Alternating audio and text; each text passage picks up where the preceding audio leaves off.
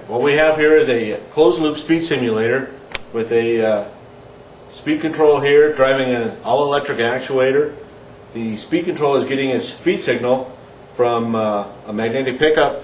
Controller here is driving a DC motor, so as the speed control requires more fuel, it's going to send a DC voltage, higher DC voltage to drive it faster. As it needs less fuel, it's going to give it less DC voltage and it's going to slow it down. So we have a complete closed loop system here running speed control. What we have here is a magnetic pickup looking at a 60-tooth gear. The amplitude out of the magnetic pickup is dependent upon how fast the gear is spinning and also how close it is to the gear itself. So we'll look at the amplitude here a little bit later.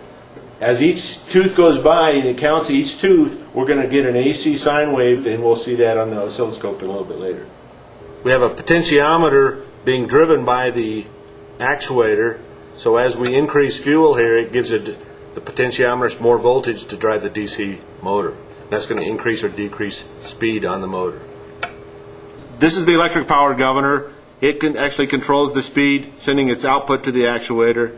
The inputs to the EPG are 24-volt power, output to the actuator, input from the magnetic speed control.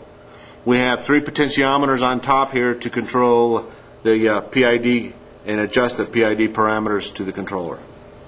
What we're seeing here is each magnetic pickup tooth as it passes by. Now, as I said before, the mag pickup amplitude is dependent upon the distance between the mag pickup and the gear. As I back the mag pickup out, you'll see the amplitude decrease. As I increase, it gets bigger and bigger. As I adjust the time rate on the oscilloscope, you'll see that we have some amplitude modulation in here. That's caused by the run out in the gear. As I put some load onto the gear, you'll see the actuator call for more fuel. So just putting a little pressure on there causes the actuator to go to more fuel, and you'll see the PID action bringing the control back into rated speed.